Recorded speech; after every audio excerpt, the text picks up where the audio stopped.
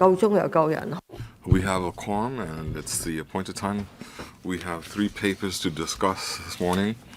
So we have submitted ECI 2021-22-9 for your reference, and it lists the approved directorate level grade information since 2002 and the impact on the directorate level grade establishment impact. I would like to remind members, if you have direct or indirect pecuniary interests, please disclose such interests according to ROP 83A and disclose the interest before you speak. I also remind members to take note of ROP Rule 84 on how to vote if you have direct or indirect pecuniary interest. Agenda item number 1. The Education Bureau proposes 3 supernumerary posts. That is 2 Assistant Director of Education and 1 Principal Education Officer D1 in the Education Bureau for 4 years with immediate effect upon approval of the Finance Committee to strengthen directorate support to formulate, implement, monitor, and review various education policies and to meet the upsurge in service needs for quality and effective education. The original proposal was for 5 supernumerary posts, 2 director level posts, and 3 principal posts. Now, after consultation with the education panel on 11th of June 2019, it received a panel approval and was submitted to Finance Committee for approval. Subsequently, the Education Bureau considered members' views of creating directorate level post views. They revised their proposal and have now submitted this new proposal for our committee approval. That is the creation of 3 posts. We have Ms. Michelle Lee from Permanent Secretary for Education, Mrs. Han Siu-Suk, Deputy Secretary for Education, Mr. Edward To, Deputy Secretary for Education, and Mrs. Chan, Deputy Secretary for Education. On 29th of March 2019, the panel had convened and agreed with the proposal, and the Establishment Committee on 11th of June 2019 had also submitted a report. We won't repeat these opinions. We now have 5 members who wish to speak. Mr. Lowaiko. Thank you, Chairman. Chairman, if we need to provide more resources in education to resolve Hong Kong's long-standing education imbalances or even failures, I will definitely support that. So I'm more worried about our government, our Education Bureau, whether it really believes that things are different and they need to resolve these problems. It's heartbreaking that our students, our youth are being poisoned by subversive forces. They are even being brainwashed. There was social unrest, and a lot of these young people and students committed various crimes, attacking police, criminal offenses. They even threw Molotov cocktails and so on.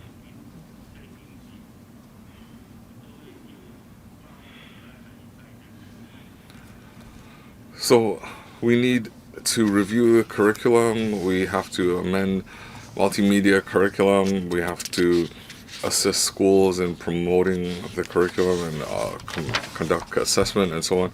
Now, regarding assessment of curriculum, that is another issue that bothers me. I received general studies curriculum.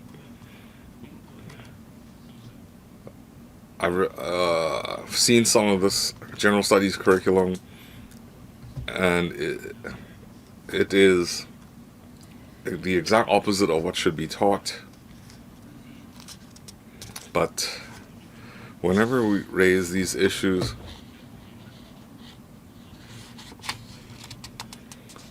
the response from government was lukewarm.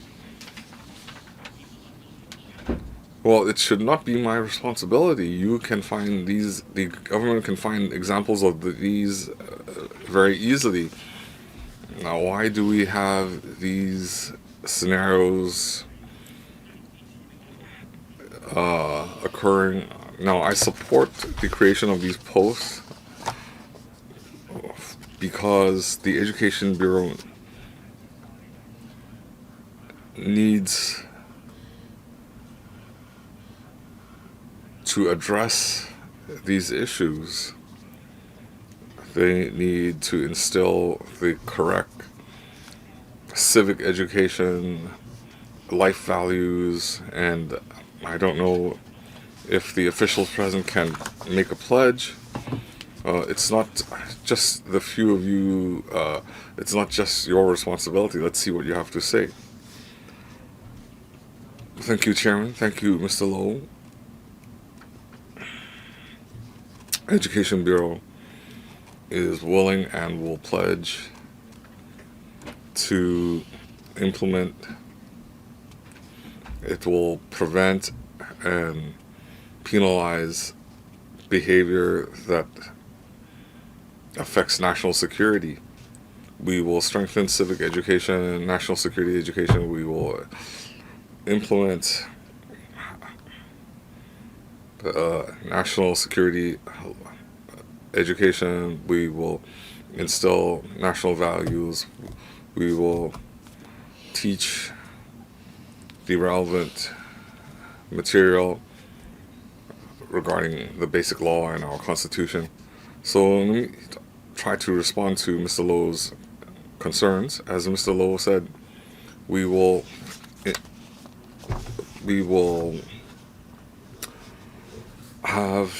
create a supernumerary post to monitor curriculum, multimedia. This is an important part of our work. In our recent review, we said we would review general studies. We have looked into problematic material, and this would be my brief response. Mr. Poon Siu-Peng. Thank you, Chairman. The society has high expectations for education. In recent years, there have been problems with education. Our students have been instilled with incorrect ideas, and the paper says that in the 2020 policy address, the government would focus on education, and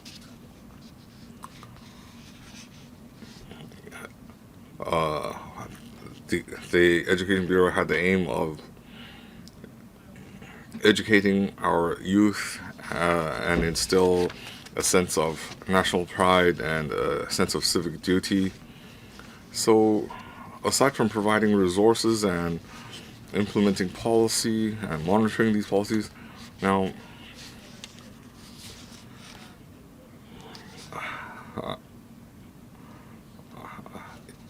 you might have sufficient resources, but you need to strengthen monitoring of these policies. Now, I support the creation of these posts, and one important assignment you have is to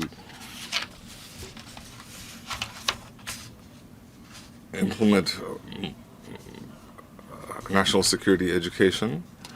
So I'm concerned about one post in Annex 1. In Enclosure 1, the Principal Assistant Secretary has one job duty to coordinate and formulate strategies and measures related to safeguarding national security and promotion of national security education in schools. So I want to understand what's the situation on the ground. If we keep dragging our feet, how will this work be affected? Second, I note that you have a non-directorate level post. So each vacancy will now have a principal secretary. So can that address the needs? The non-directorate level posts, is that sufficient to solve the difficulties you face, or do you have other deployment measures? Thank you, Mr. Poon. First of all, regarding national security education, I have been working on it since 30th of June last year, when national law was implemented.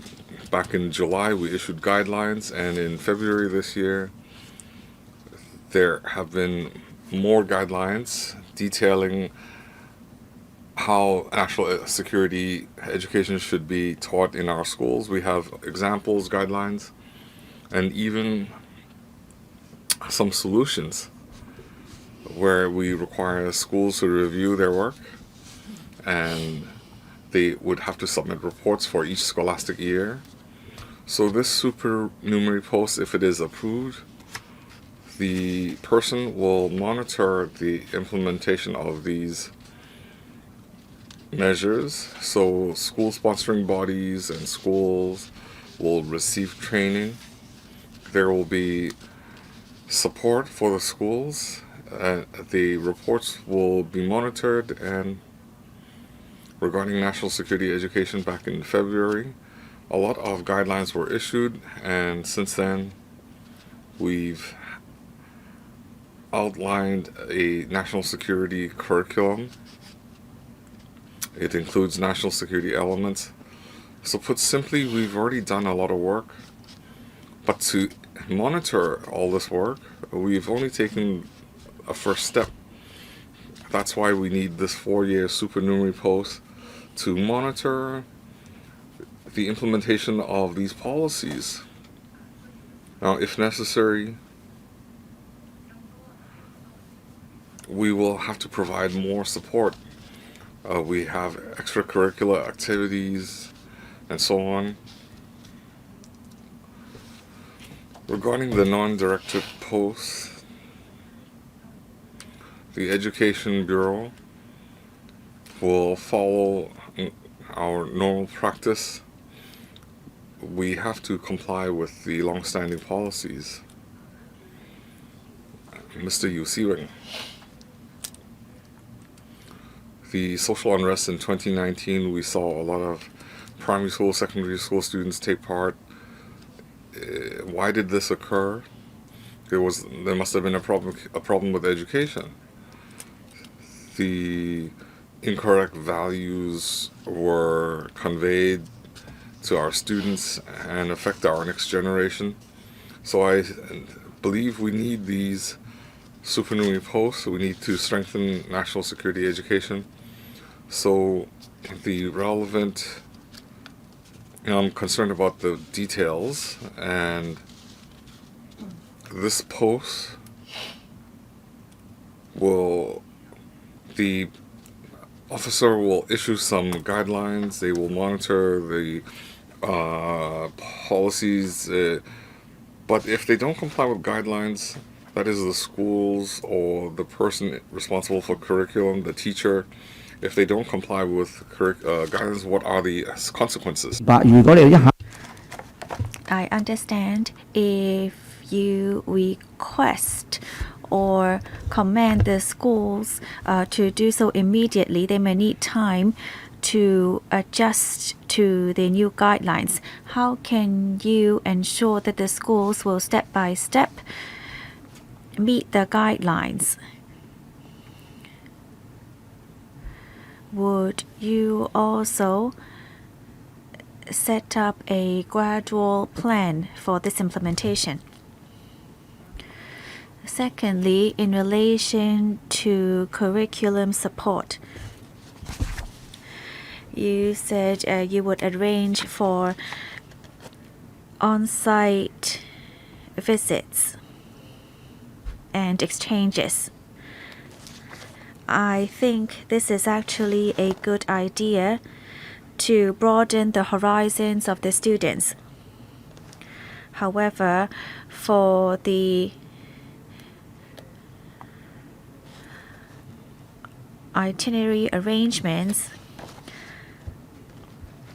in the past, the EB and the schools would mainly just provide a budget and arrange it to be like a guided tour.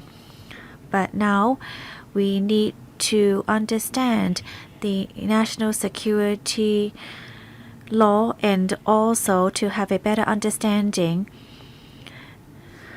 of the country.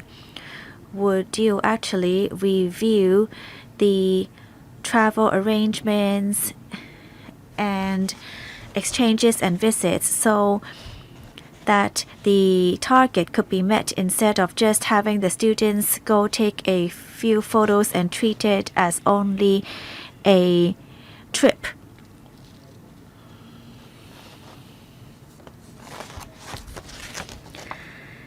In the past, for internships,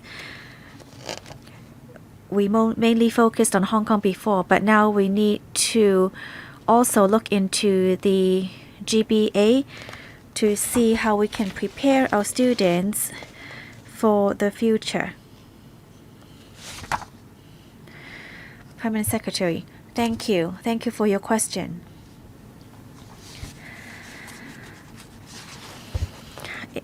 In February of this year, we have sent out detailed guidelines to the Board of Directors of schools and also to all schools. This guideline is sent to the entire school management and teachers. Anyone who does not comply with these guidelines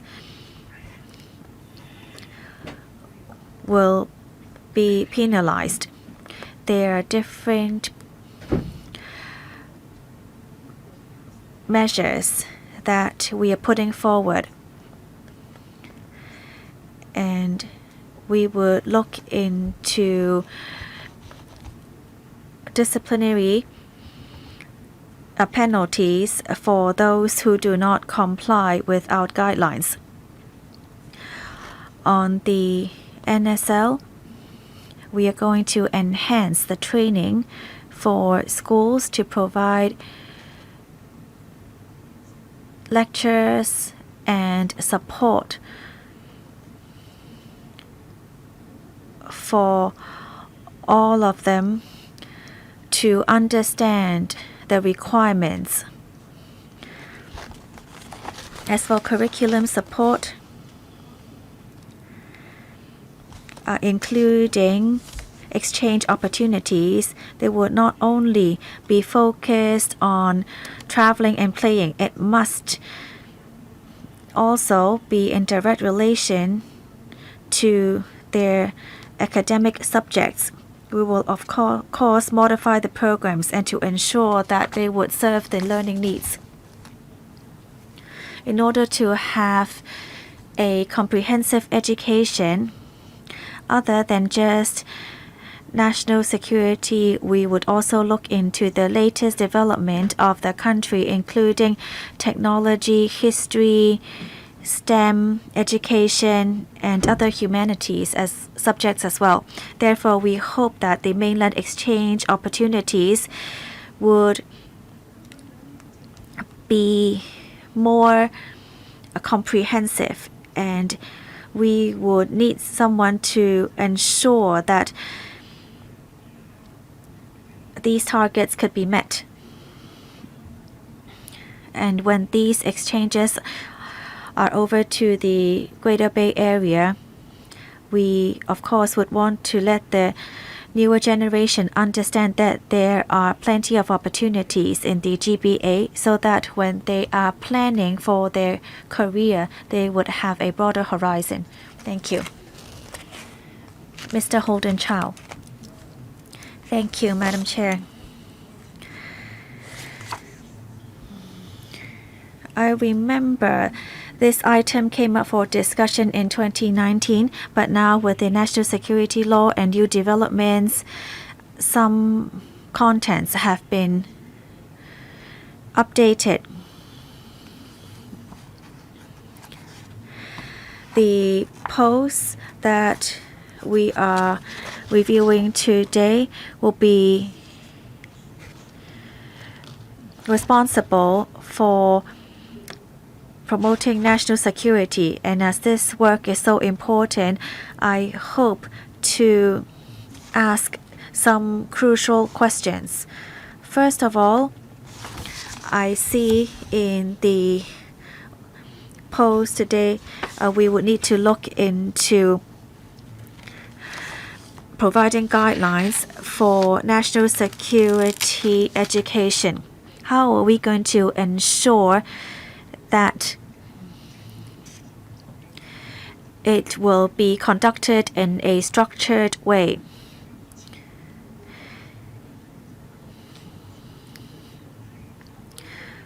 Or when this person is working on this, can parents also be involved as or take up a role to monitor the curriculum?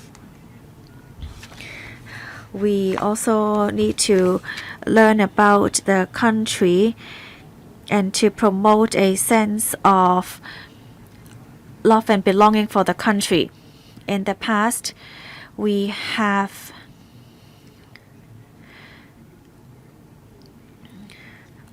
looked into the curriculum, and now are you going to step up monitoring of the teachers to ensure that these courses are taught in a structured manner? Would this officer also conduct frequent assessment of the teachers, or to look into the outcome of the educational program, and to ensure that there wouldn't be any issues arising from this? How are you going to ensure that teachers will be doing their jobs and to teach this in a structured manner? We don't want to waste our resources and at the same time not being able to teach this very important course to our students. Permanent Secretary, on the concept of national security, we are going to promote it in a comprehensive manner. We are creating this new post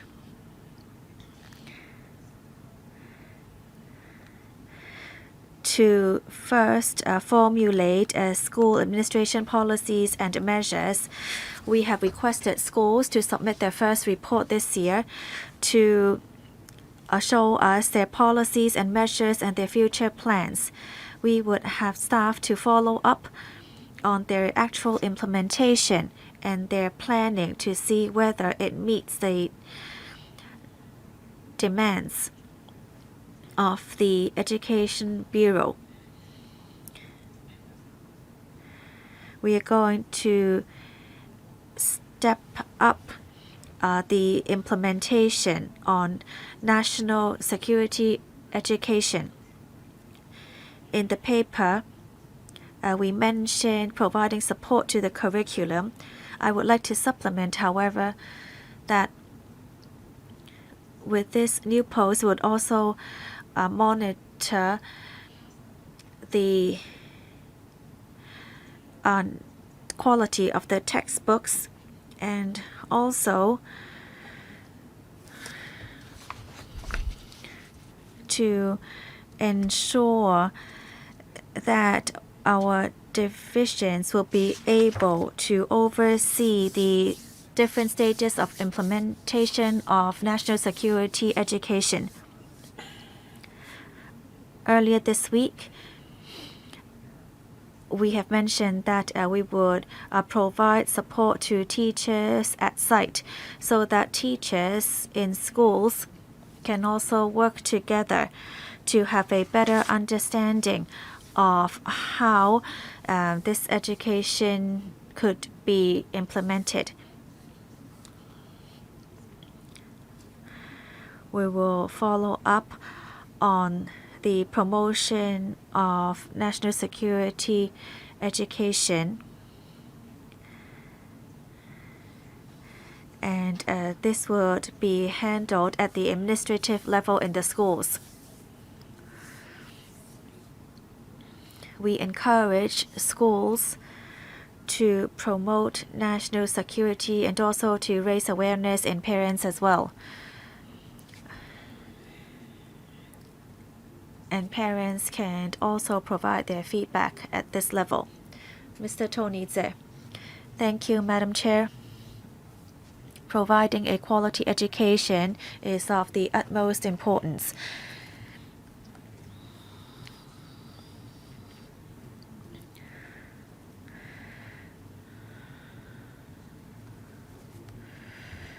I am sure many people will support investing more resources into education. To me, after the handover, we have seen that this has not been done very well so far. How are we going to improve ourselves in the future and to ensure there is adequate manpower is very important. Therefore, in principle, I support the opening of these posts. The supernumerary posts this time are for 4 years.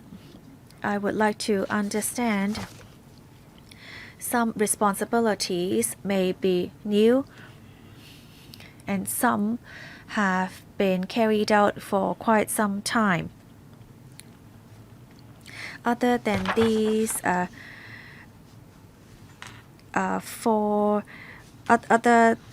than a couple of main officers, you're looking into opening up posts as secretaries as well.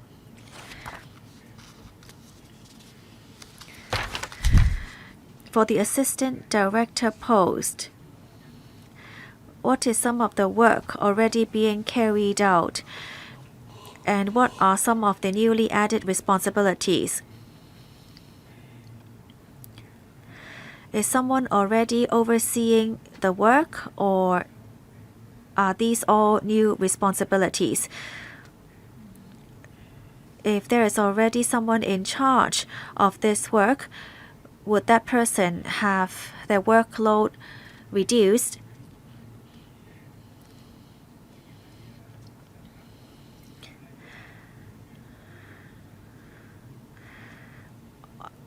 Or will he be in charge of other responsibilities now that his part of his work has been shared to the new post? Thank you for your question.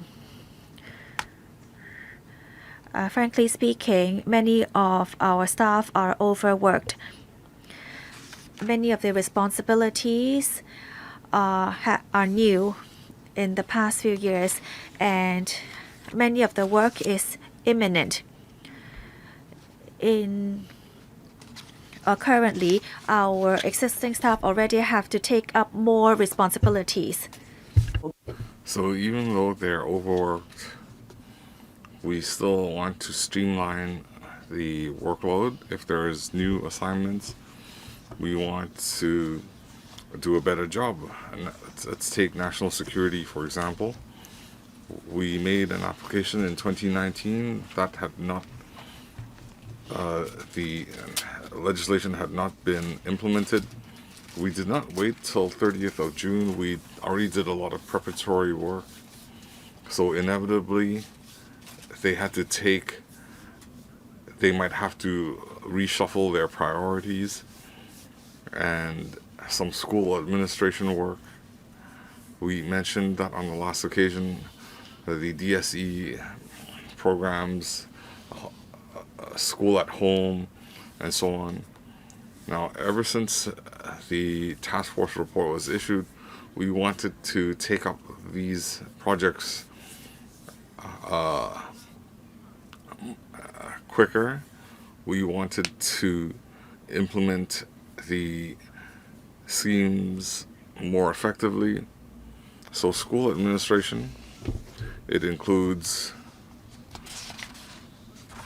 national security, which we didn't mention in 2019, some implementation measures.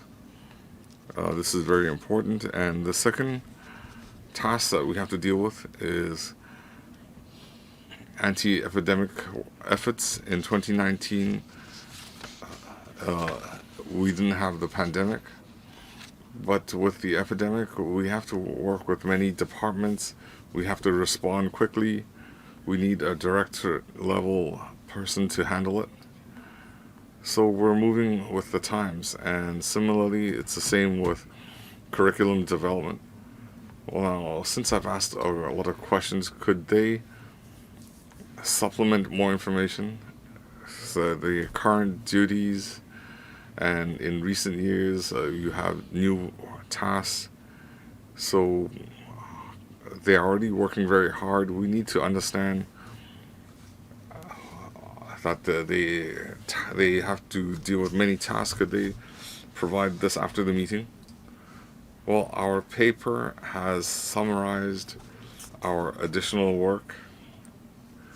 Education Bureau, our workload covers many areas. So we can meet with Mr. Che after the meeting and provide more information. Now, the education system in Hong Kong has run into many problems. The curriculum, the course material, testing and assessment, teacher training, and fifth, school management. So I've been discussing this with Education Bureau over more than 10 years. And in 2019, when we had social unrest, a lot of teachers and students took to the streets, and that exposed the seriousness of the issue. But today, Education Bureau, they're late to the party, but they finally have taken up the task, and they are overhauling the system. I know that you have a curriculum department, you have Chinese English subjects, there are a lot of teachers and principals involved. They will affect the curriculum design. Now, I've told your predecessors in mathematics, we have a lot of retired teachers saying that math standards have fallen. The students can only choose between M1 and M2. So when they take engineering, when they take electrical engineering, when they take IT in Chinese university, the students don't even have a calculus background. Chinese standards, you're changing the curriculum. In the past, we had calligraphy. In primary school, we had to do calligraphy, but after curriculum reform, it's now delegated to art, so the kids don't know calligraphy now. In Chinese, it's only practical oriented. There's no more reference to culture. So I've told you,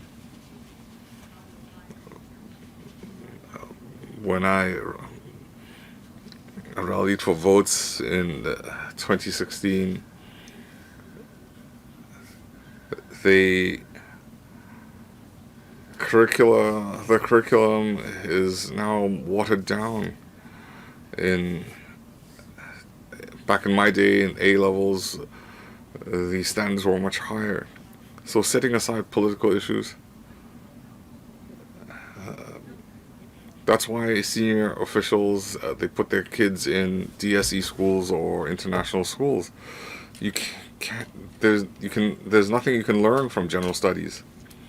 Even government officials won't let their kids touch these subjects. They have whitewashed civil disobedience, and that's why we see so many people immigrate. This is led by housewives. They say, well, since we're going to send kids to university overseas anyway, we might as well leave now. So just now Mr. Holden Chow also mentioned that aside from stakeholders, principals, teachers, we're also stakeholders. The taxpayers are stakeholders, parents, employers are stakeholders. Could you allow our participation? I had suggested this to Mr. Sunming. He thought that I was not a stakeholder. Now, could you allow members of the public to participate? Could you ensure that, if you look at general studies, Education Bureau would not examine the curriculum. Will you examine school-based curriculum? Thank you, Mrs. Ip. Let me respond, and then I'll have Mrs. Hong respond. You see, in the last 2 years, we've done a lot of work on curriculum in general studies. We reformed it. It's now a civic education, and we want to have critical thinking. We will review all the textbook material regarding curriculum development. We've just completed a review. I'll have Mrs. Hong talk about curriculum. So the textbooks, will there be a review? Thank you, Chairman.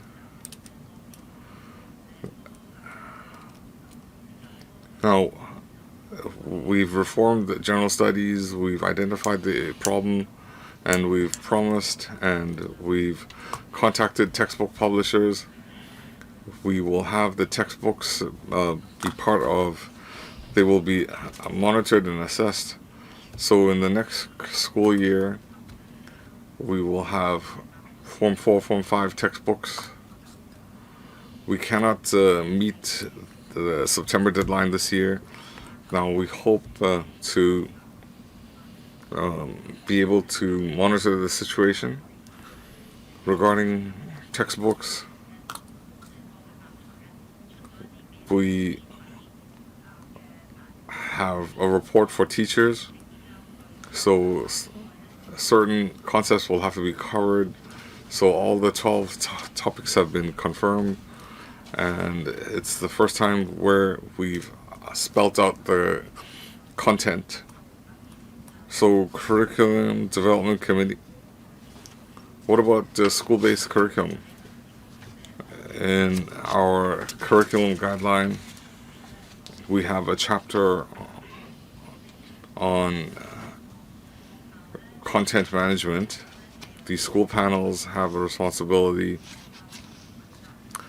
They have to be responsible for their content. So regarding Constitution, basic law, national security laws.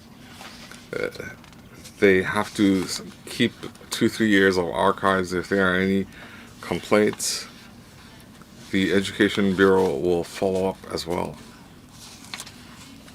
Regarding the curriculum development panel, they have 2 levels. We have KLA, and currently at the senior level we have parents, members. The government is responsible for appointment, and we will examine members' views and fine-tune the curriculum development. Well, next, Mr. Tan Zhen-Yin. Thank you, Chairman. So, Education Bureau is creating 3 supernumerary posts. We agree that they will be teaching national security. So my first question is, the school administration, aside from national security, they have other tasks, and I'm concerned about how Education Bureau will assess the efficacy of their work. How do we assess their performance? This is one reason why we will agree to creating this post. That is, how will Education Bureau assess this, the performance?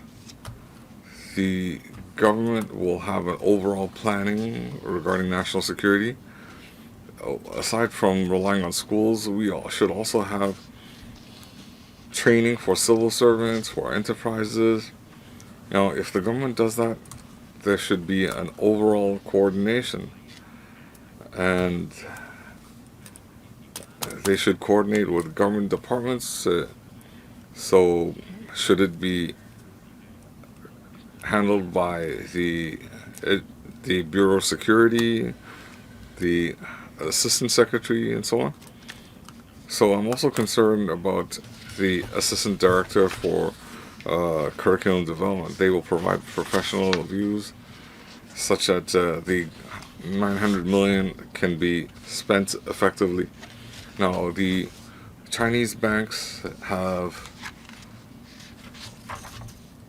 created a program for young teachers where young teachers can understand the latest developments in fintech.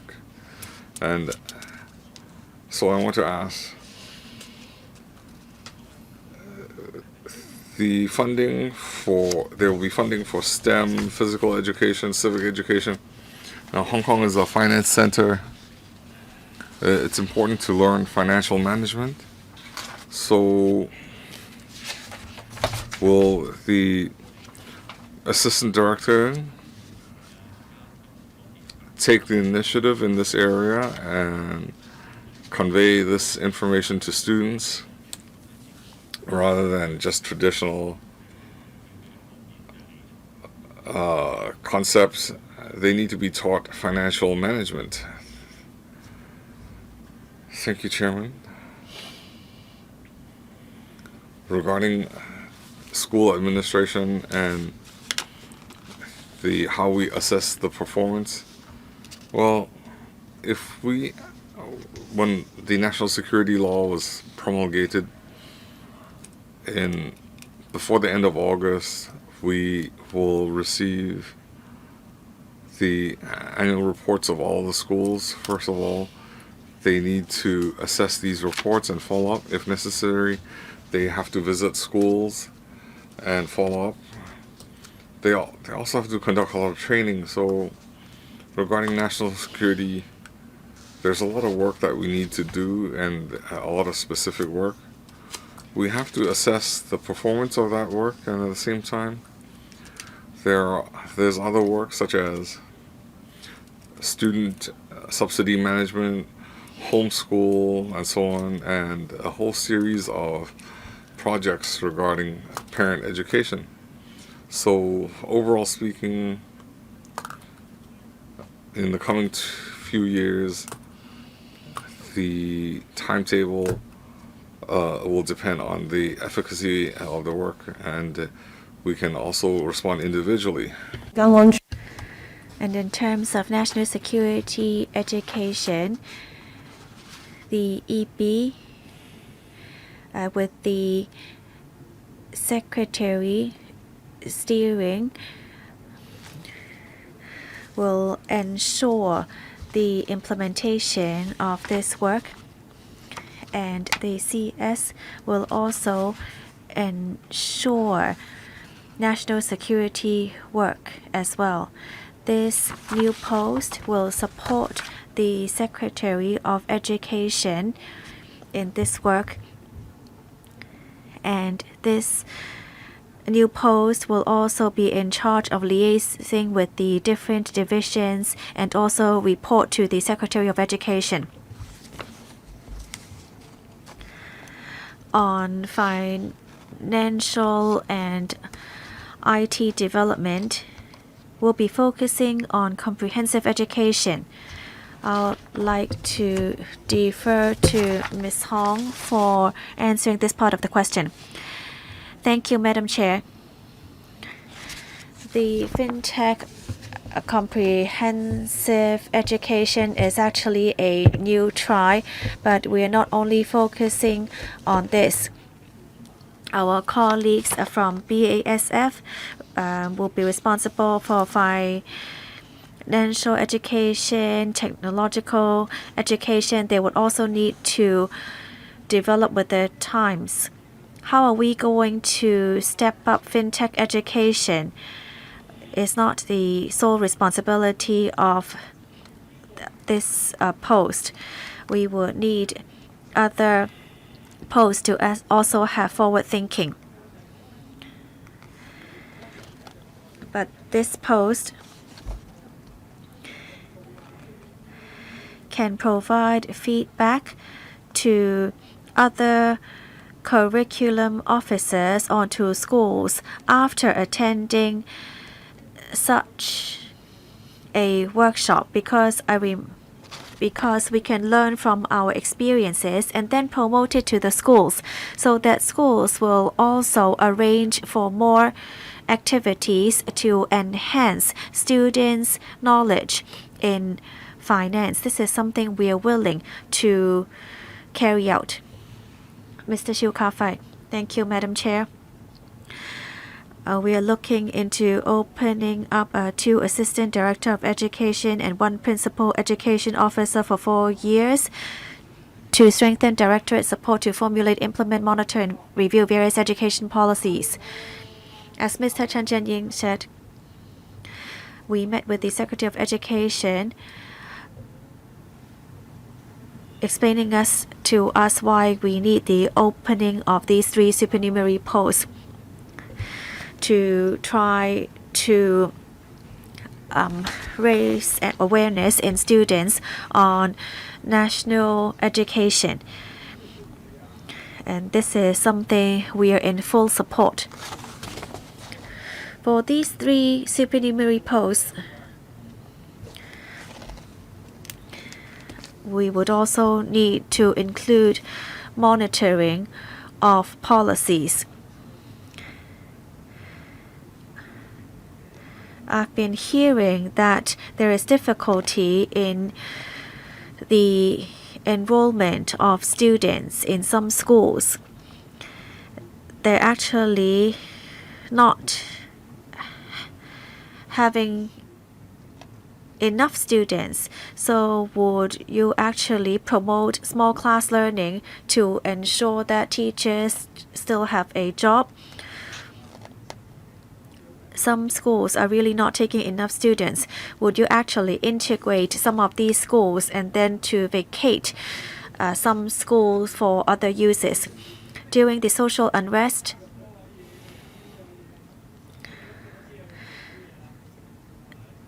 some teachers in their graduation photos with students covered their eyes in the photos. insinuating the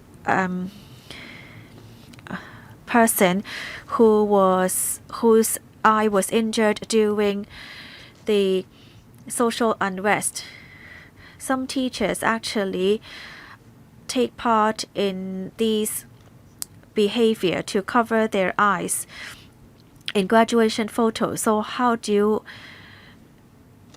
deal with these teachers?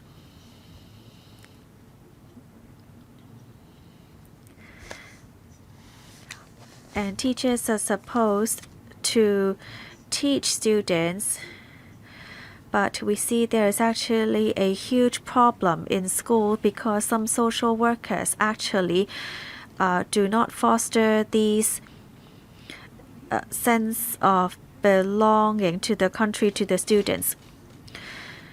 Thank you, Madam Chair. It's a comprehensive plan for primary schools, secondary schools, and tertiary institutions. The EB provides many resources. When there are not enough students, the EB will oversee the education policy based on population. So this is actually a dual track policy. We would look into the population, the demographics, and also keep track of the number of students in each school. In the past couple of years, we have been seriously following up with measures in teachers who do not abide by the rules. We have revoked some licenses of teachers and at the same time taken disciplinary actions. We have made it clear to schools that politics should not be brought on campus. Therefore, in the recruitment of teachers, activities within schools, and how teachers act would also be within the ambit of the EB. We hope to continue to provide support to the whole person development. Simply put, we want to continue our strong support for students. Mr. Martin Liao. Thank you, Madam Chair. In 2019, when we also looked into the creation of 2 posts in national security education, we did discuss this in 2019. Today, I also have a question that is similar to what other members have asked, but mine may be a bit more specific. First of all, it is in relation to curriculum development. The EB, during February and May of this year, announced a national security education framework and 15 subjects under national security, saying that schools will provide more resources for these subjects. Quality education and adequate resources are very important in national education. However, I have a question on the curriculum materials. Who would be in charge of writing out the materials? Can schools also draft their own materials? I just want to be specific in knowing that. If schools can also formulate their own textbooks or text materials, do they need to be approved by the EB? Would you also provide more resources to schools so that they can also draw up their own text materials. I understand that schools must, during the school year 2021 to 2022, gradually implement national education, and by 2022 to 2023, it must be fully implemented. And end November of each year, a report must be submitted to the EB on national education and the coming year's plan.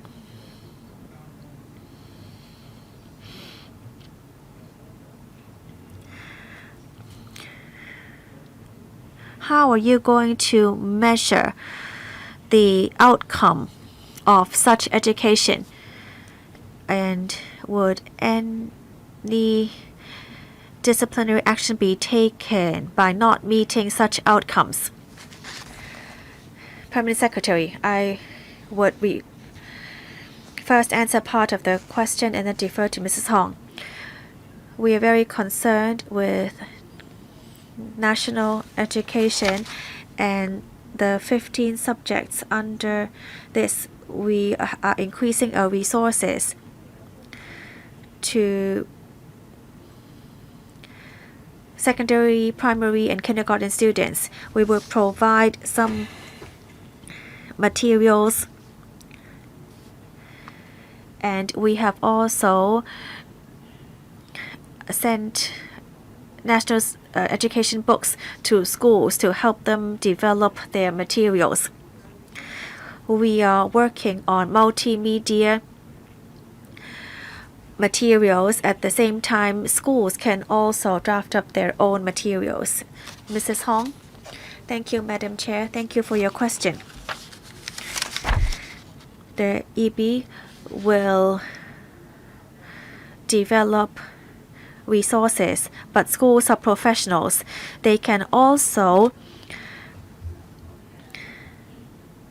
try to develop their own curriculum. We understand, however, that this is related to legal aspects. Therefore, we have made it clear that for schools who would like to draw up their own curriculum materials, and if that topic is related to national security law, then they need to archive it for 2 years. But for the entire key learning stage, it has to be archived for 3 years. We are not able to know in advance what each school is teaching. But when complaints are made, we'll be able to refer to the archives to see where the problem is. Ms. Yong Ho Yan. Madam Chair, I support the opening of these 3 supernumerary posts. But on national security law and national education, I see that a new division will be opened. I am concerned with how you're going to teach it, and actually the curriculum materials on who would be writing these up. Of course, we all hope to teach basic law to our students, but these are all very professional aspects. To ask a teacher to search for the information online will be a very difficult task, and teachers will need to spend much time in doing that. I want to ask about the support given to teachers, such as legal support. We're talking about primary schools, secondary schools, tertiary institutions. You need to have a different level of difficulty for these students of different ages. I hope that the Education Bureau will understand that the support you're providing to teachers and parents should not be exactly the same. We also need to include national education. So who would be writing up those materials, and what kind of support would you provide to schools? We also need to instill a sense of belonging to the country. We have exchanged ideas with many school principals, and they hope that there will be extra classes for students, such as camps, summer camps to help the students. Would the EB also arrange for such courses or camps to assist schools in teaching national education? Regarding abiding with the law, we were aware that students were involved in social unrest in 2019. Judges also said that young people weren't aware of the consequences of their actions. So, regarding law and order, how will that be taught in our curriculum? The DOJ, correctional services, how will they assist in curriculum development?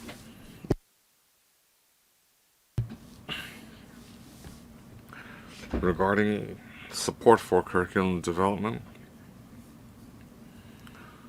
we will develop different types of curriculum and support.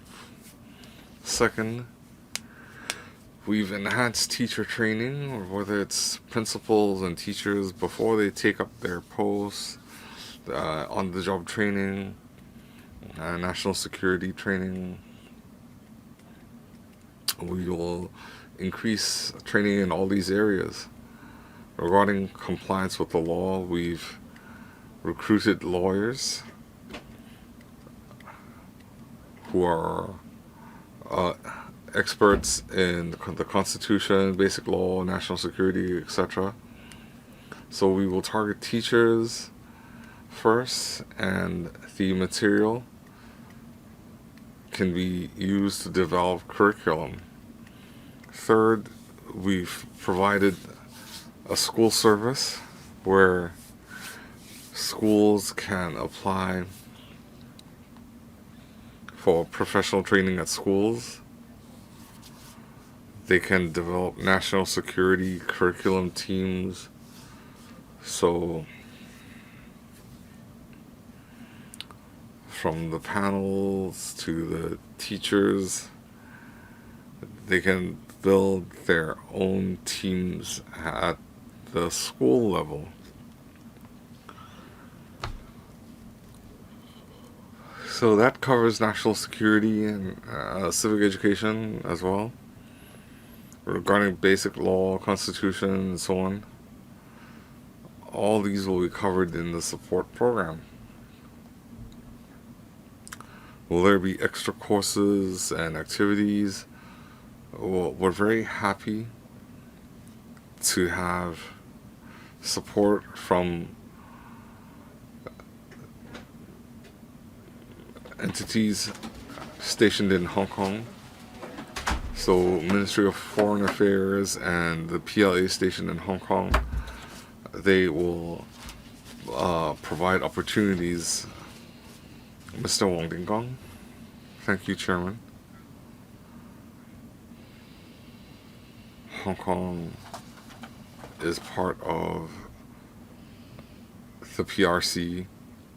We're also a special administrative region. We're part of the Greater China family.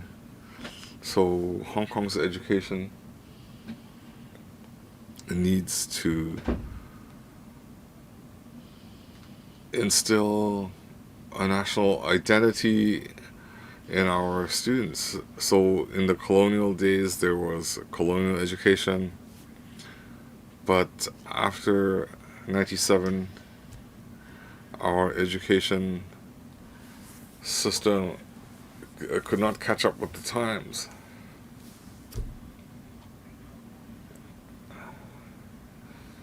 We've made very serious errors in our education. In the 20 plus years since reunification, the education sector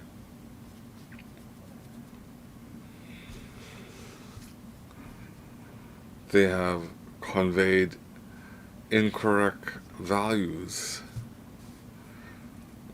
and that led to social unrest in 2019.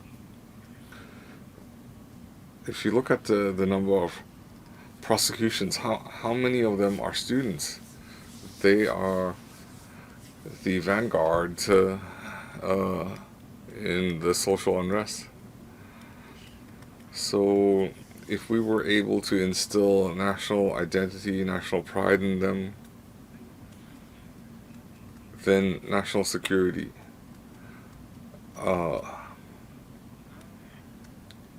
would be established without a hitch. So we've fine-tuned the election system. We've started a new chapter. I hope the education sector can take a long, hard look and review their past mistakes.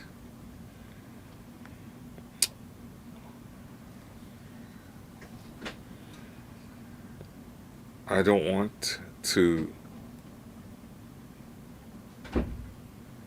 spend $5 billion on the education sector where the money has been wasted. I hope that after creating these posts,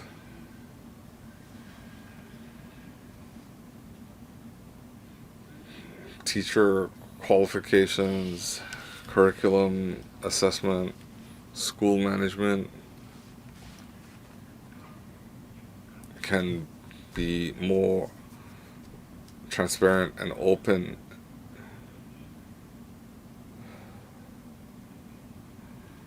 In the last few years,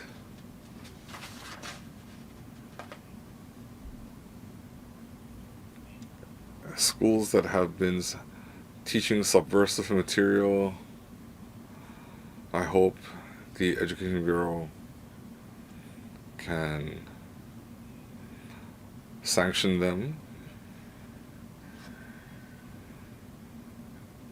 and there should be some strict measures to correct them.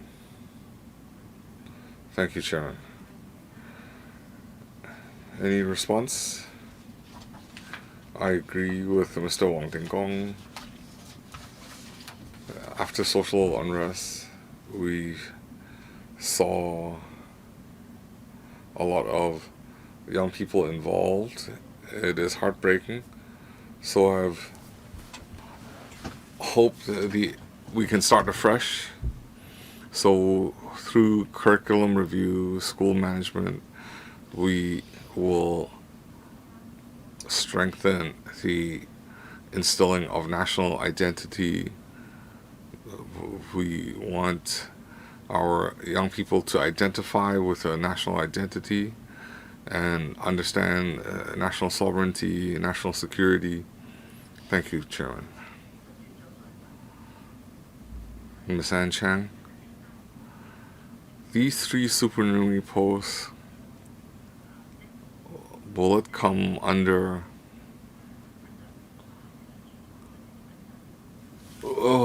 who will they report to, or will they report to separate officials? These 3 posts, they will come under different departments. There's school administration. One group will come under Mr. To, and curriculum support will report to Mrs. Hong. That's under school quality assurance, and Mrs. Chan will be responsible for special education. So we have 3 different secretaries responsible. So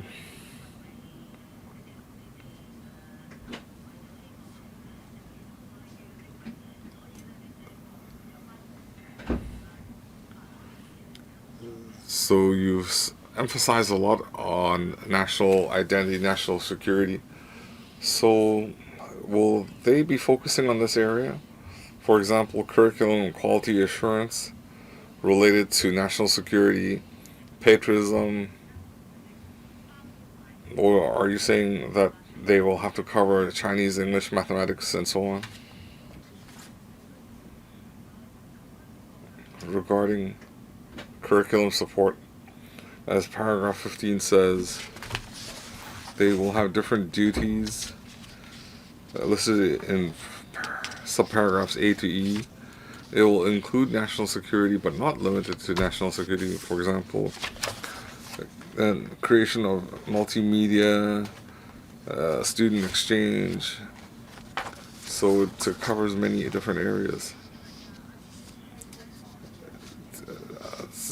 They are emphasizing a lot on national security. So at first glance, it looks like they're focusing on national security, constitution, and so on. But then, after reading through it, they talk about school subsidy, parent,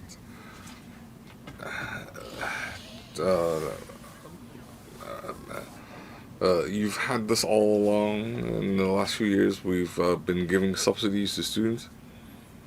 So why do we have to recruit a person dedicated to this?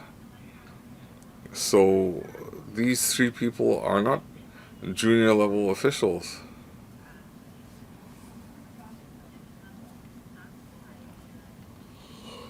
They are assistant directors. So there should be some expectations. Are there any goals that you have in mind? So what's going to happen 3 years down the road? Thank you, Chairman.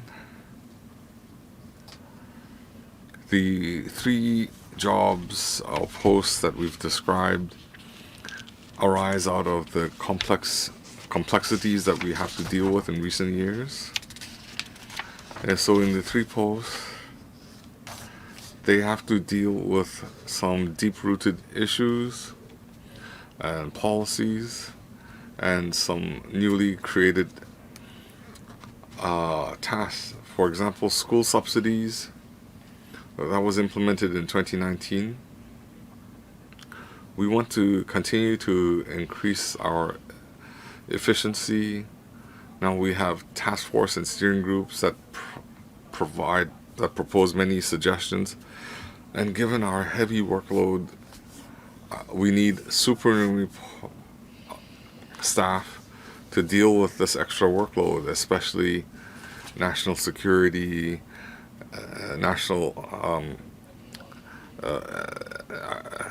we also have to deal with anti-epidemic efforts. So, given each area, school management, subsidies, school, homeschool, and so on, I would still like some outcome expectations. We are concerned with the results, and I'd like to see some outcomes. Mr. Kwok Wai Kang, I'm inclined to support this document. A lot of colleagues have said that after social unrest, we need to review some remedy solutions, and education is one solution. So, school management, teacher behavior, all these are part of our concerns, and we are worried that schools cannot serve as a firewall. So when there is a major social event, what roles can schools play? The Education Bureau has come up with some follow-up work, so we can call it a remedial solution. They are strengthening education in Chinese history, Constitution, national security. It's a remedy. So how can we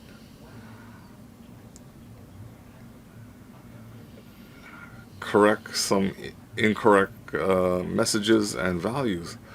I hope there are some positive messages that can correct them. Well, we would need to provide a remedy for this generation, but for the next generation, then they must, of course, have a correct understanding of the country. Upcoming, there was still a lot of work to be done on trying to look into a new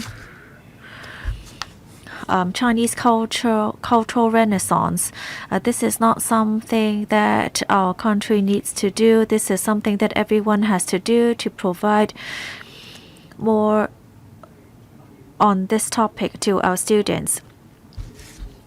We hope the EB will not over-rely on the market and to come up with their own curriculum. Otherwise, it's going to take a lot of trouble to approve the different curriculum. It is much better for you to set a curriculum for everyone.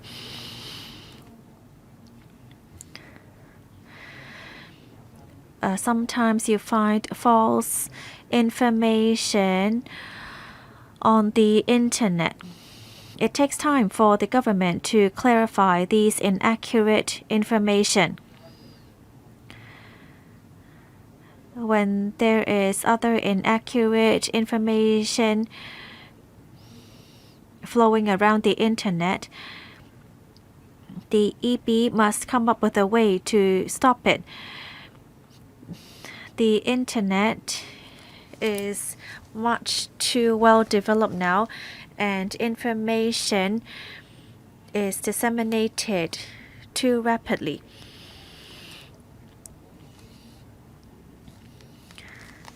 Now going back to the paper, there are two main questions.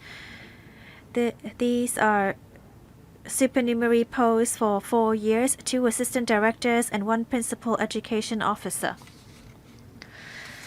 Only the responsibilities and job descriptions are listed out here.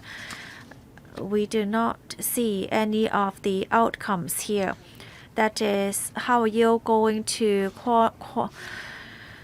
quantify the outcomes or achievements made by these posts? Because I'm sure you're going to come back and ask for an extension.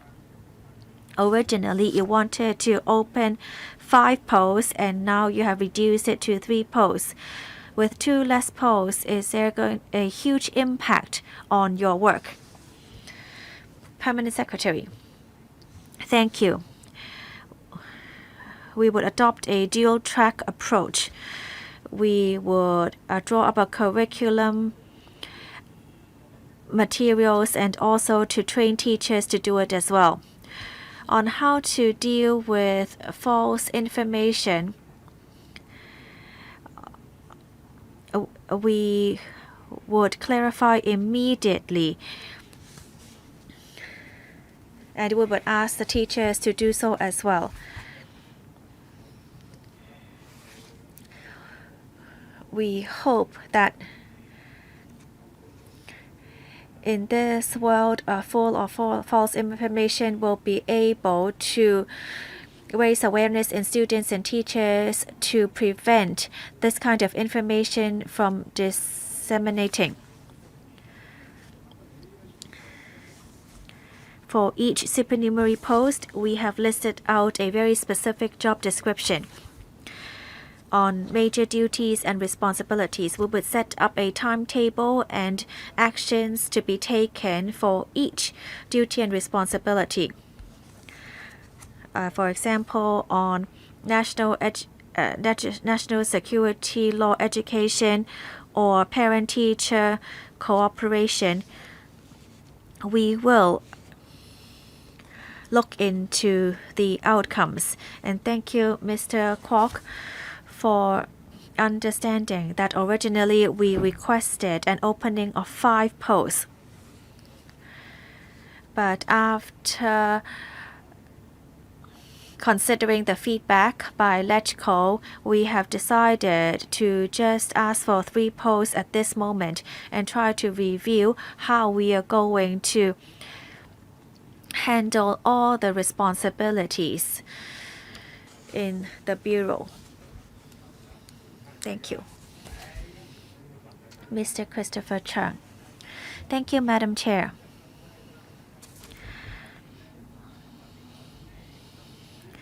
I am quite concerned with the 2 assistant directors posts because according to the job description, you need to support the school and also to assist in overseeing NSL education. I'm in full support of that. Therefore, I support the opening of the posts. However, some parents have reflected to me that under the current educational system, many schools only look at grades and how many perfect scores they achieve in open exams.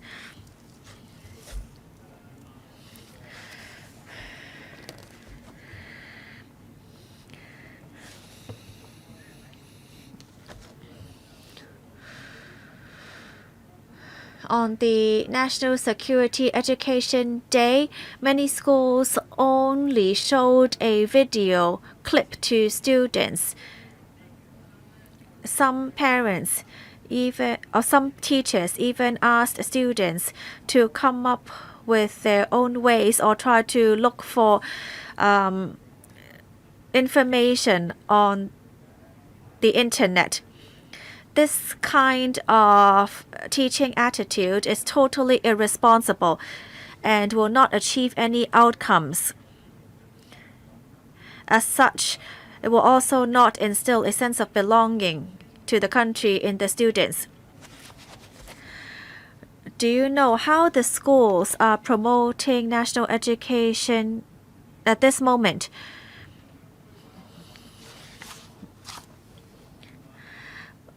Once these posts are approved, how are you going to ensure the monitoring of schools to ensure that schools will really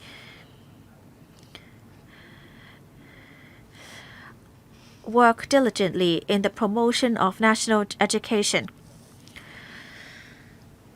Permanent Secretary. Thank you, Madam Chair, and thank you, Mr. Chung, for your questions. First of all, we request all schools to review and come up with an annual plan, which must be submitted to the Education Bureau. How they promote, what their approach is, what their plan is, will be shown in detail in this report. The EB will follow up with the plan. Any inadequacies found in the school will give rise to immediate action, such as a school visit, to ensure that national education element is included in school education. Schools can also join in our different trainings. We would also provide professional support at site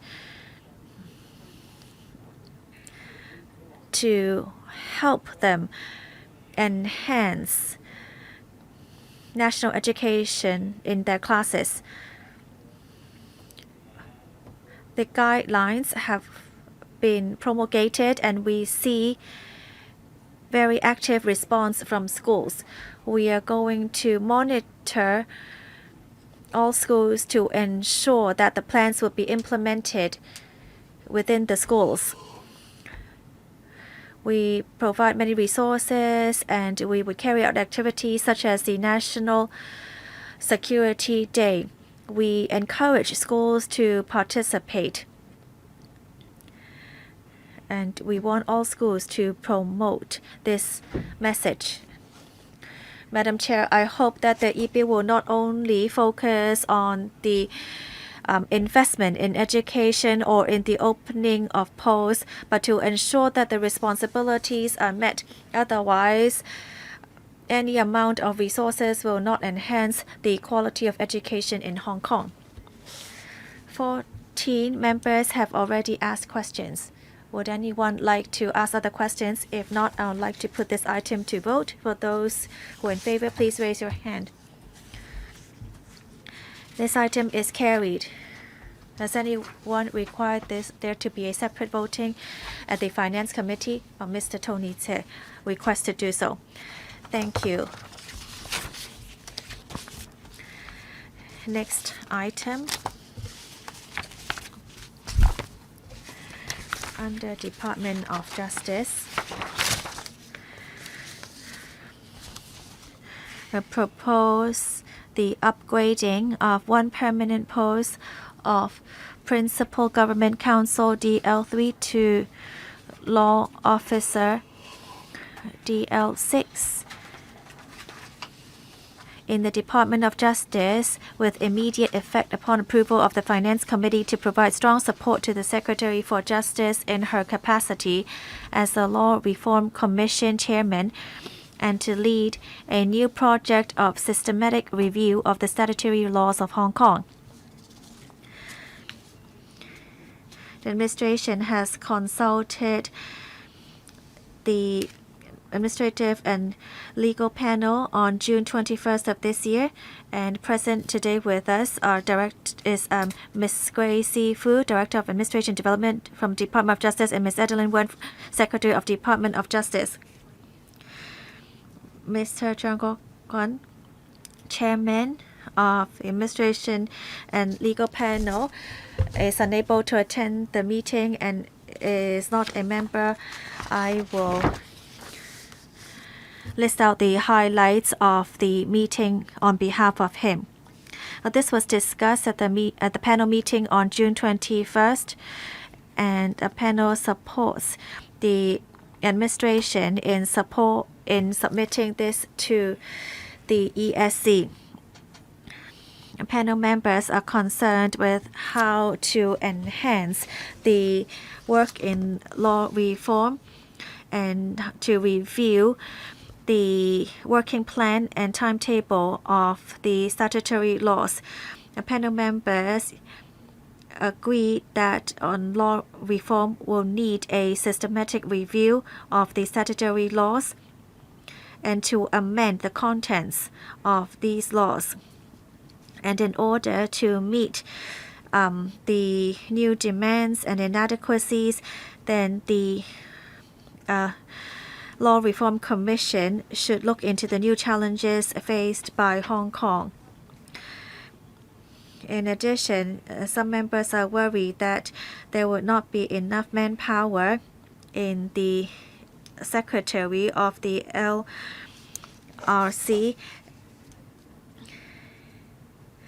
and asked whether the upgrading of the post from DL3 to DL6 is the common practice of civil servants. Administration has already provided answers in the meeting. Now, three members would like to ask questions. They are Mr. Chen Zhenying, Mr. Tony Tse, and Mr. Yu Si-wing. Mr. Chen Zhenying. Thank you, Madam Chair. I am in support of this item. It's been 24 years since our handover. As a rule of law, we haven't really kept up with the changing times. I understand that there is a lot of work to be done and very challenging work as well. Therefore, we do need more resources put in the Department of Justice. However, there are three main work scope under systematic review of the statutory laws of Hong Kong, which is the adaptation of laws, the consolidation of laws, and the repeal of obsolete laws. I'm sure that there is a set timetable for each one, and it might take a long period of time. But then there must be a specific timetable, especially for the repeal of obsolete laws.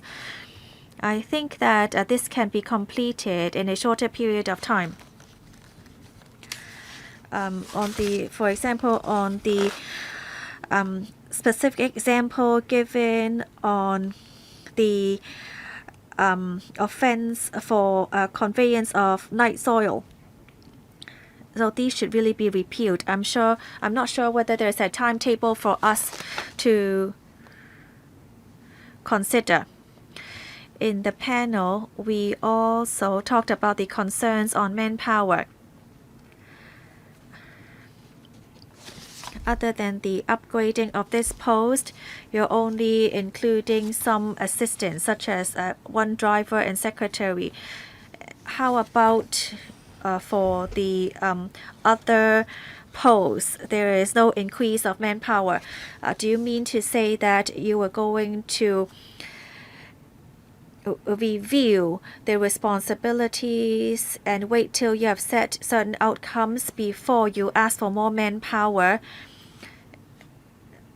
and you will confirm whether there is a need for manpower in the next 2 years, or would you wait to try to increase manpower after you see what kind of work there is? Thank you for the question. This is a new assignment for the LRC to review the statutory laws. As of June this year, Hong Kong has 710 ordinances and many more subsidiary legislation. So our regular review has 3 areas: adaptation of laws, consolidation of laws, and repeal of obsolete laws. So the creation of this post is because we have a wide range of tasks, and these are complex tasks. So when the post is created, the person can take a comprehensive view. They need to be familiar with statutory law. They also need to have a strategic view and need to liaise proactively with bureaus and departments, because the laws are being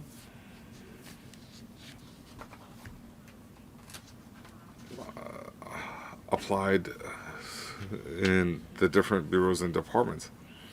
We need to move as fast as possible, but can we come up with a timetable for each task? Well, with the creation of this post, we need to have a thorough plan. You understand that LRC, this chief secretary is chairman of the LRC, and we've made some adjustments. The LRC is now under the DOJ to reflect that the Secretary of Justice being the chairman of the LRC. We understand that this is an urgent task. We see that if a piece of legislation needs discussion and study or needs to be repealed, then we might come up with an idea how much time it will take, but overall speaking, we cannot give a timetable. In regarding manpower, we also have to examine our situation.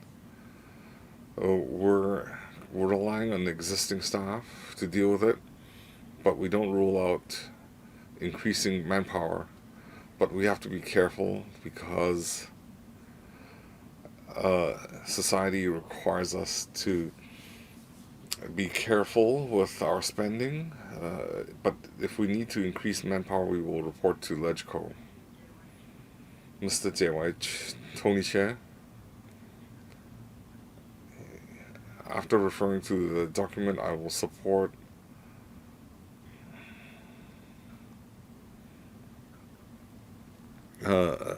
upgrading the permanent post from DL3 to DL6, but I agree with Mr. Chan Zhanying. If we upgrade the posts, you need to have a plan and timetable. Your paper says in paragraph 9 that there are 3 new areas. These are 3 important areas. I think we need to have some time management. For example, when you repeal obsolete laws, you should have a work plan. Let's say I'll conclude so many pieces of legislation in the next 3 years. We have some 710 ordinances and more than 1,000 pieces of subsidiary legislation. We need to assess the quantity of work. Of course, some will be more complex, some will be less complex. You need to provide some plans. Paragraph 15, consolidation of laws. There should be a priority. Of course, you will liaise with the bureaus and departments, but when you draw up a priority list, what are your parameters? Second, in paragraph 16, you say the laws might not be keeping up with time. I'm not part of the AJLS panel. My understanding is that the law always lags behind, so I hope in the future, in the drafting of legislation, that they take this into account, and we need to future-proof the laws. It shouldn't hamper industries, and it shouldn't hamper the development of industries.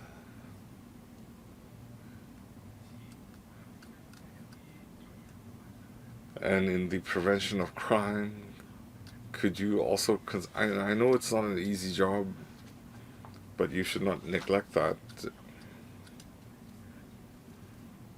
So we need to move with the times.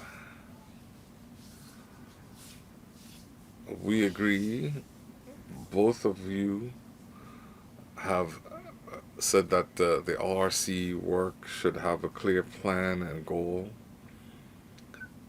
So our paper has said that there should be a timetable. So we hope that can be proposed. It should be permanent, transparent. In fact, the LRC will report to the AJLS panel, and a report was just provided recently. So how do we set a priority list? And that's not an easy task itself. In the consolidation of laws, we've given some examples. You can see that it's very effective. For example, futures commodities are now Cap 571, and company laws are now Cap 622. So when there's a discussion in the panel, we take your input. We have to be forward-looking. There are new developments that need to be taken into account. So the LRC is doing such work. If you look at paragraph 5, is undertaking many areas of study. They have to also look into future projects. So this is our daily work. Same with 2 and 3. We have to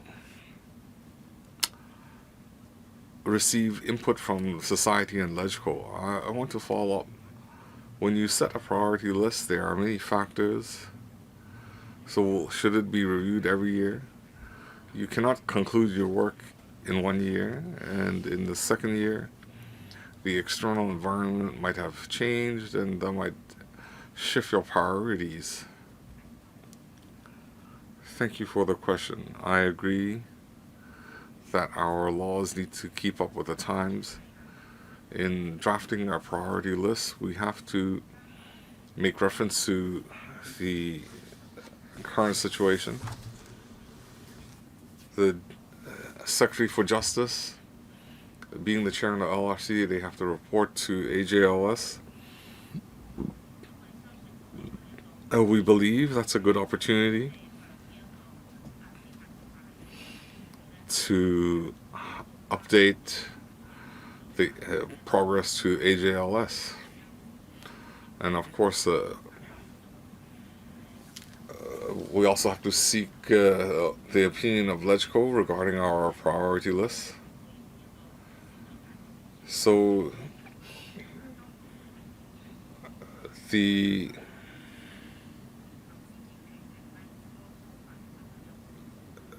Principal Government Council will report to LegCo, and they will take on board their views.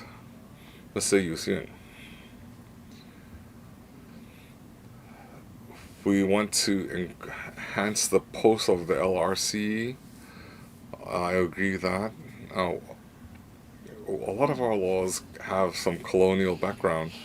Now, we've been unified for 24 years. Why do we have to wait so long for an adjustment in the past? What difficulties did we encounter regarding the workload? If there are a lot of amendments to be made, I understand we need to increase staff levels.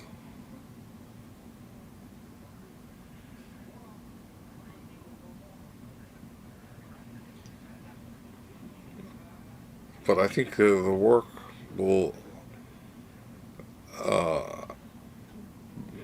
it will become routine. So how will you deal with the extra staff levels? We can increase the workload to deal with we can increase manpower to deal with the workload, or we can draw out the workload over a period of time. So what method will you adopt? Will you increase manpower, or will you draw it out over time? So third, this adjustment might lead to misunderstanding amongst the public.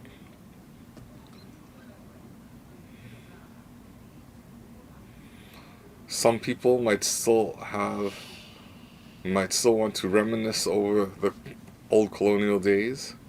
So whose job is it to educate the public? How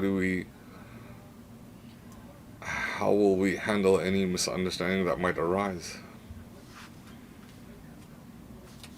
I'll have the Secretary respond to the third question. Why have we not worked on adaptation of laws? Well, I need to say that in interpretation and clauses in 2A, if before the adaptation of laws, how should they be interpreted?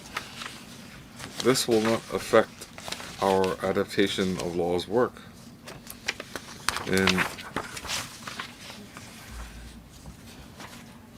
And even though we have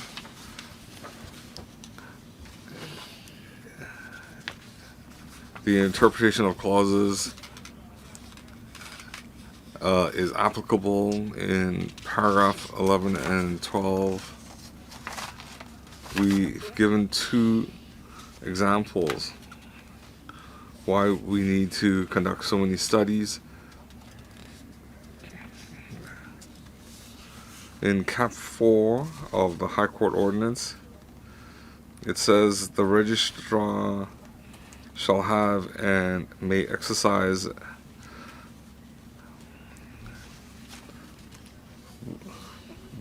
the same jurisdiction, powers, and duties as the masters, registrars, and like officers of the Supreme Court of England and Wales.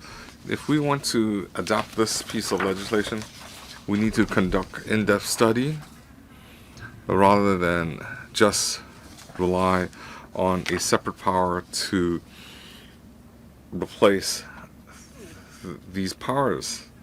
So even if we want to repeal them, we have to consider the policy intention. And in this example, it involves the High Court ordinance and it involves the judicial system and its work.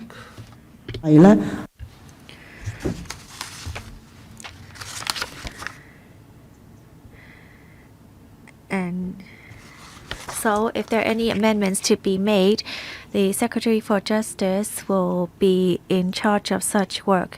And therefore this post and together with other staff will need to work on liaising with different departments. This is actually a frequent review for the consolidation of laws and the repeal of obsolete laws. These would be all recurrent work. And this review is actually on top of the work under the LRC.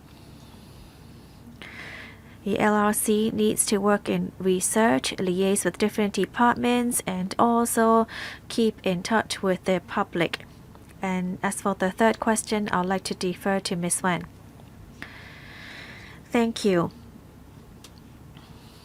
On the interpretation, this is actually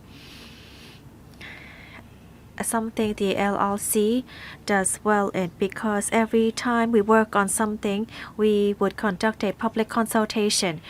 We try to collect views from the public and then ask our expert panel to consider before coming up with a report to be considered by the administration. We believe the LRC will be able to achieve it because this has always been what the LRC is undertaking. Ms. Yong Ho Yen, Madam Chair, I support the proposed upgrading of the post. I see that the LRC is working on 7 research now on review of sexual offenses causing or allowing the death of a child or vulnerable adult, archives law, and so forth. But none of these 7 relate to land research. Land research is very important right now because this is something of concern to everyone. I see that Secretary Wong has on different occasions explained the very long process of land becoming arable land to become land for use. I would like to ask whether the RC has been conducting land research and will it also work with other departments to resolve the issue of lack of resources in Hong Kong. I would like to see whether Ms. Won can answer the question. Well, yes, you're talking about the policy. So it must start from the policy.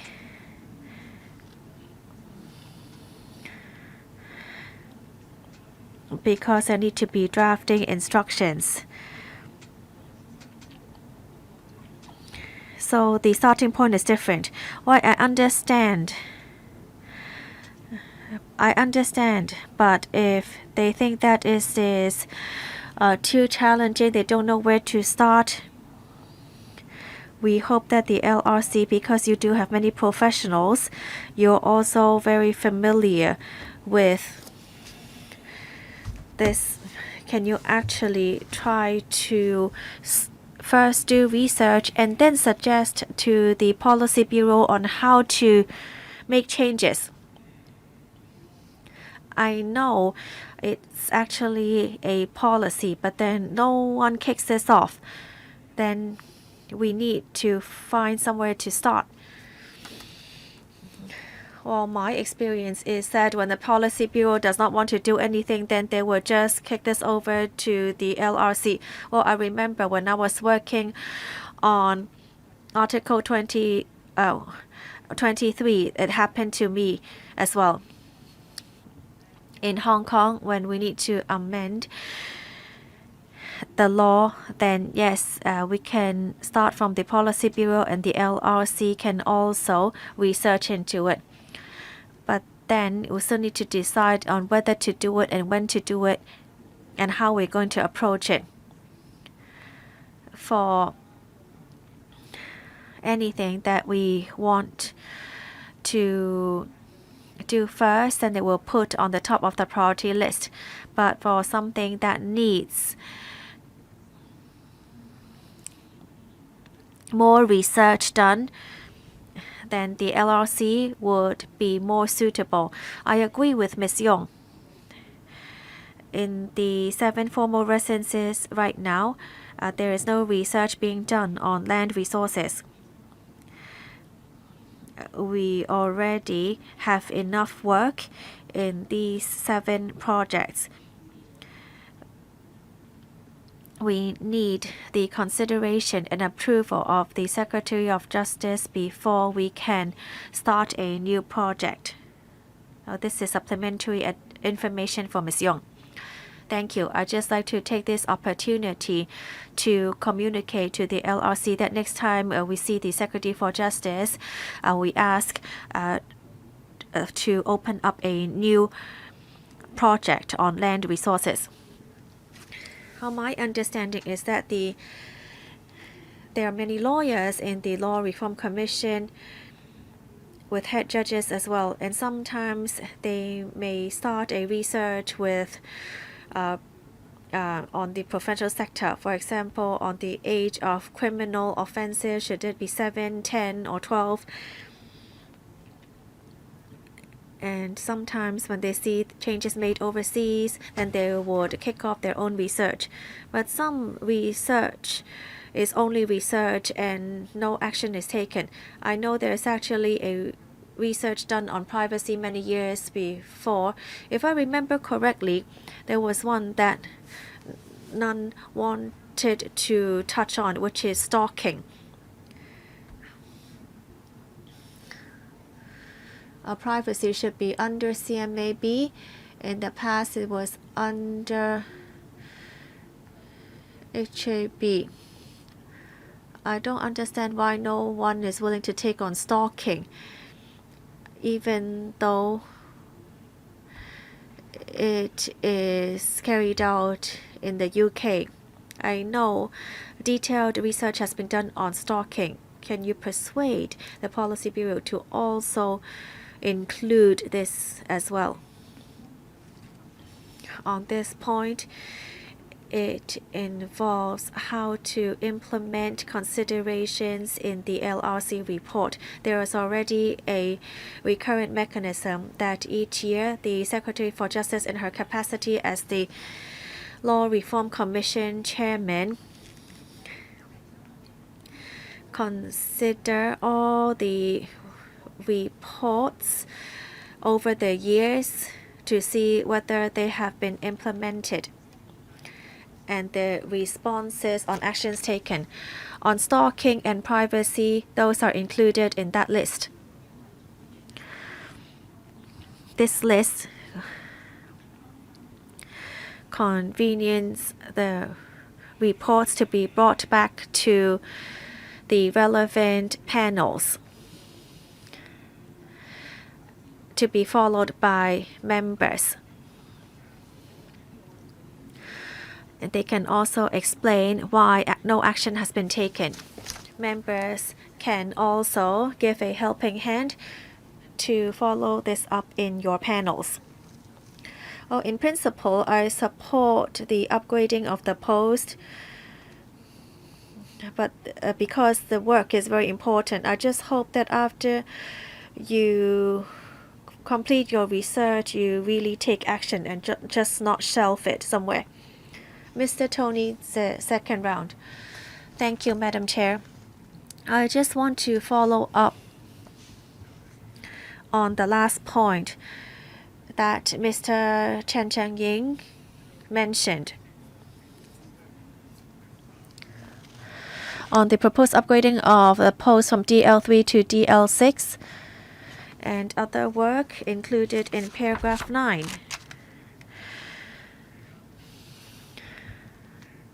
Did you estimate manpower?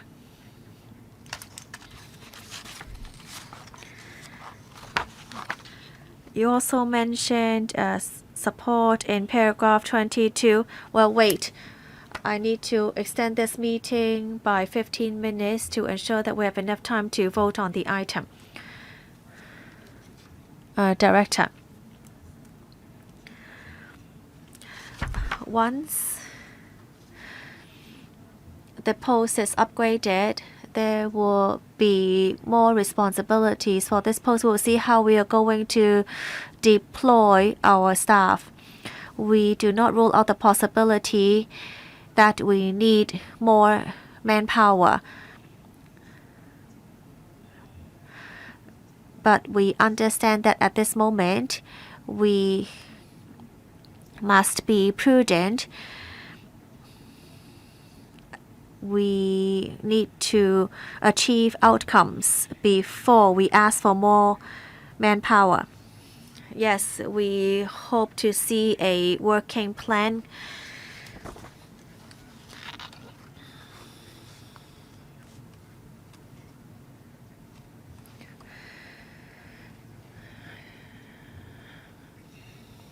I think there is an urgency here. I understand